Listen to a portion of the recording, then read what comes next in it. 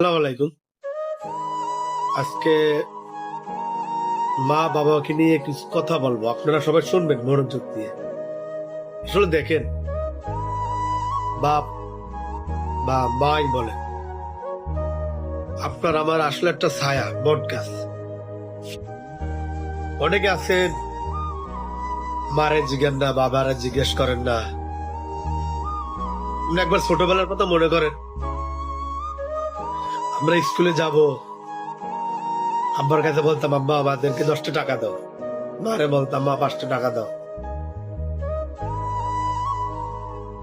তারা যেভাবে হোক, কষ্ট হোক, আমাদেরকে দিত, চাপদার করতাম, পূরণ করতাম। আর আজ সে বাবা মা বিরুদ্ধ হইলে, মানে বৃদ্ধ হইলে, মানে বয়স হয়ে গেলে আমাদের দিকে তাকাই থাকে, হাত পাত যে আবার 2 টাকা খরচ। আমরা কি করি? দেই না। ঠিক না এগুলো? আজকে আপনার বাবা মাকে অবহেলা করবেন, আপনার সন্তান আপনাকেও করবে। কেন করছেন ভাই এগুলো? আপনি বিয়ে করছেন, নতুন বউ পেয়ে আলাদা হয়ে গেলেন। বাবা কি খাইলো, মা কি খাইলো, একটা বার চিন্তা করলেন না? একটা বারও ভাবলেন না যে আমি ভালো খাচ্ছি, আমি ভালো পড়ছি, যে মা আমাকে 10 মাস 10 দিন গর্ভে রাখলো, যে বাবা আমাকে দিনমজুরি কাজ করে আমাকে লালন পালন করে বড় করলো, সে বাবা মাকে ভুলে যাব?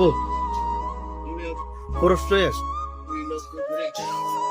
আমি চেষ্টা করি আমার বাবা মাকে একটু সুখ দেওয়ার জন্য, শান্তিতে রাখার জন্য, ভালোবাসার জন্য। অনেকে আছেন বাবা মাকে জিজ্ঞেস করেন না, একটু কথা বলেন না, খোঁজ খবর নেন না, এগুলো করবেন না। আপনার সন্তানরাও সেম আপনার সাথে কাজটা করবে।